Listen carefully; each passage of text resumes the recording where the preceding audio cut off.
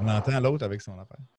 Vous avez le goût de bouger sur la Floride, peut-être pas cette année, peut-être dans les prochaines années. Vous avez le goût d'avoir de bonnes opportunités, d'être informé, de faire des choix judicieux. On a avec nous Christian Fauché sur place en Floride, agent immobilier, pour nous conseiller, nous aider, nous aiguiller sur différents sujets. Christian, les critères, parce qu'on en parle souvent, ça dépend toujours de ce que vous cherchez dans la vie. Ouais. On y va pour commencer avec la différence entre condo-maison. Est-ce qu'on peut posséder une maison et la louer comme on veut? Ou y a-t-il une différence avec les condos? Parce que je pense qu'il y a différentes lois sur le nombre de mois qu'on peut louer nos trucs là-bas lorsqu'on est C'est plus facile de louer une maison. Lorsque vous avez une maison, c'est plus facile de la louer. Malheureusement, dû au phénomène des Airbnb depuis quelques années, on essaie de contrer ça dans les immeubles de condominium. Donc, on passe des règlements pour que vous ne puissiez pas avoir la possibilité de louer autant que vous le voudriez. Donc, c'est plus facile de louer. Si vous achetez en disant, mais moi, je vais louer pour pouvoir rentabiliser, puis après ça, c'est plus facile lorsque vous achetez une maison. Sauf qu'il y a des pour et des contre dans chacun. C'est-à-dire que lorsque vous vivez en condo, c'est comme si vous viviez en appartement, finalement. Vous êtes à côté de votre voisin, il y en a un peut-être sur le dessus, vous êtes sur le dessus de quelqu'un. Donc, il faut prendre en considération qu'on vit en appartement. Sauf que c'est plus facile lorsque vient le mois de mars ou d'avril de dire on met la clé dans la porte et on s'en va. Il n'y a pas grand-chose à faire et vous pouvez passer un bel été au Québec sans avoir à vous tracasser. Sauf que si vous achetez une maison, vous êtes chez vous, vous avez la paix, la liberté, mais par contre, lorsqu'arrivent les mois d'été, il faut que vous ayez quelqu'un sur place qui prend en charge, en fait, l'entretien, faire le gazon, aller vérifier à l'intérieur de la maison s'il n'y a pas de fuite d'eau, des choses comme ça. Donc, c'est des choses à prendre en considération. Est-ce que vous voulez avoir une maison, avoir un peu plus de problèmes, ou vous voulez avoir plus de facilité lorsque vous partez et revenez au Québec? Dans ce cas-là, on se tourne du côté du condo.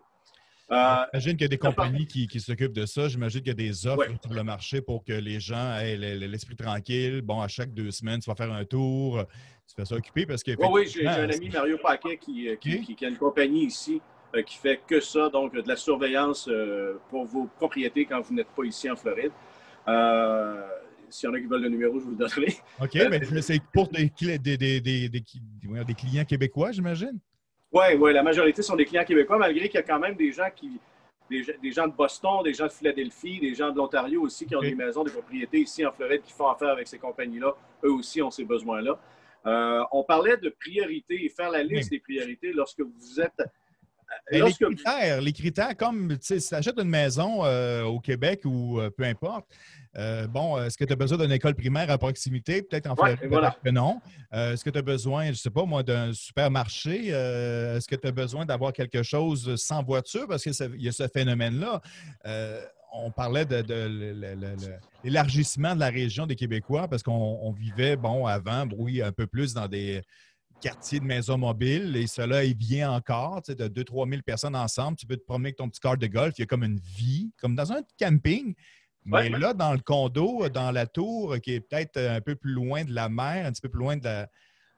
c'est une autre sorte de vie. Est-ce que ça prend une voiture? C'est quoi les critères en général que les gens recherchent?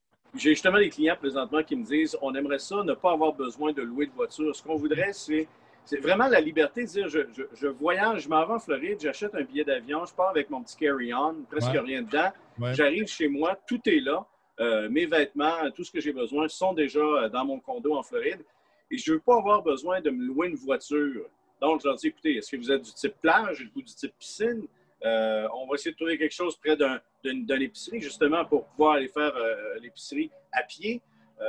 Donc, c'est vraiment important de cibler ce que vous recherchez le plus et de les mettre aussi en priorité, de les mettre en ordre. Moi, ce que je veux, c'est absolument la plage.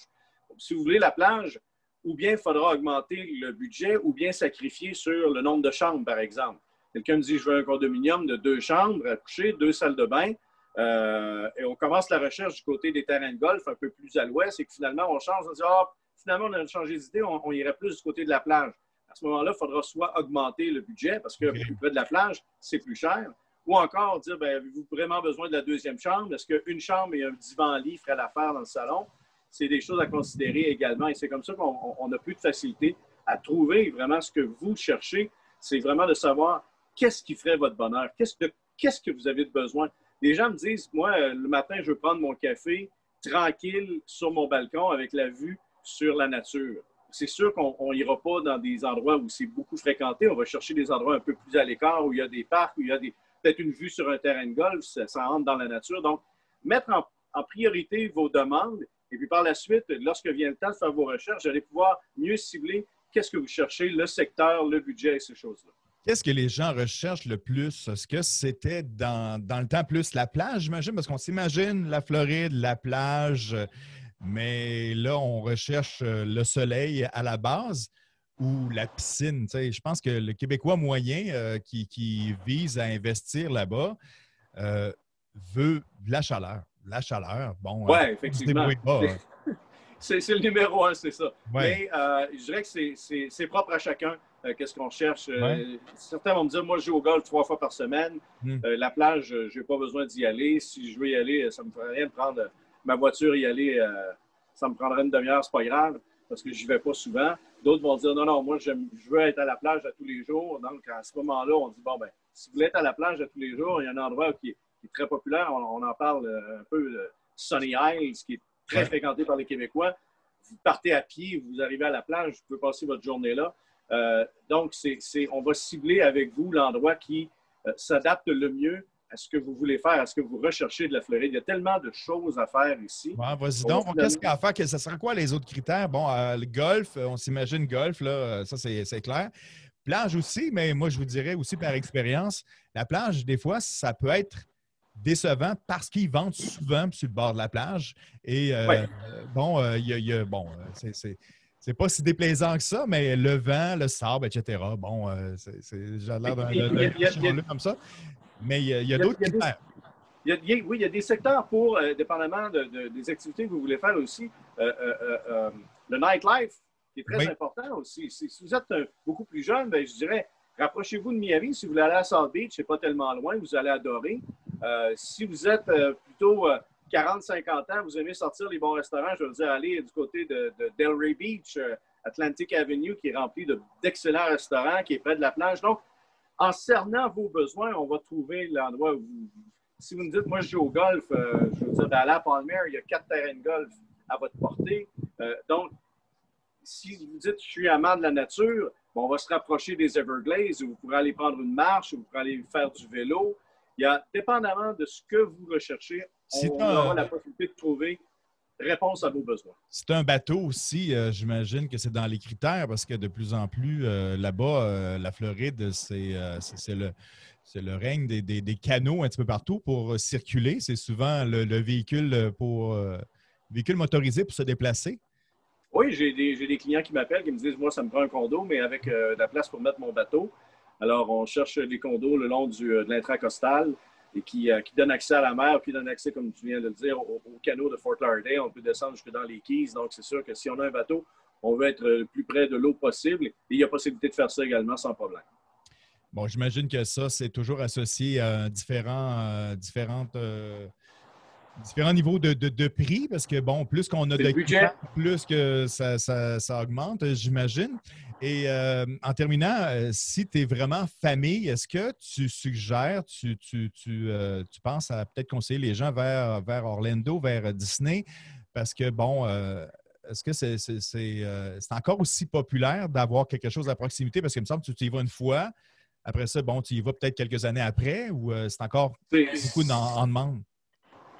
Orlando, c'est un cas particulier parce que justement, si vous achetez à Orlando, c'est pour profiter de tous les parcs d'attractions qu'il y a là. Mais écoutez, là aussi, ça dépend du budget parce qu'aller passer une journée dans les parcs, une famille de 4, ça fait beaucoup d'argent, surtout si vous changez ça en argent canadien. C'est un paiement de condo. Donc, si c'est la seule raison que vous y allez, il faudra compter ça dans le budget, les journées au parc, combien ça coûte. Parce que la ville d'Orlando n'est pas une place où vous allez passer 3 semaines en famille si vous n'allez pas dans les parcs. Il n'y a pas grand-chose d'autre à faire que les parcs présentement à Orlando. Donc, on va là pour ça. Tandis que si vous voulez vous reposer en famille, profiter de la plage, parce qu'il n'y a pas de plage à Orlando, c'est dans le milieu, vraiment dans le milieu des terres. Donc, la plage est à 1 heure de ce côté-là, 1h15 de l'autre côté. Donc, vous n'allez pas là pour profiter de la plage. C'est vraiment juste pour aller profiter des parcs d'attractions qui ont rendu célèbre la ville d'Orlando. Puis si je vais aller voir une game dans le temps normal, quand les Canadiens s'en viennent à Tampa Bay ou... Tampa Bay, il y a du hockey, mais la région de Fort Lauderdale a de ça de particulier également, c'est qu'on a maintenant le MLS, le soccer, on a le baseball avec les Marlins, on a le football avec les Dolphins, on a les Panthers de la Floride qui jouent dans la Ligue nationale. Donc, on a tous les sports, le basketball, Miami Heat. Donc, si vous êtes amateur de sport, c'est la place à venir, surtout en saison où plusieurs sont en activité. Vous allez avoir beaucoup de plaisir à essayer d'aller voir ces matchs-là. Il y en a à Miami, il y en a plus au nord de Miami, le football. Les Heat, c'est downtown Miami, comme les Marlins. Puis les Panthers, c'est du côté de Sunrise, dans le comté de Broward, la région de Fort Lauderdale. Bien, pour toutes les offres sur le marché présentement, communiquez avec nous. On va se mettre en relation avec Christian, qui est, lui, sur le terrain. Il va peut-être vous aiguiller vers vos critères, vos sélections et conclure, on espère, avec vous une belle relation. Merci pour... Réaliser vos rêves. Oui, réaliser ses rêves, ça va vite. Ça a l'air que ça va vite, la vie, des fois. Hein?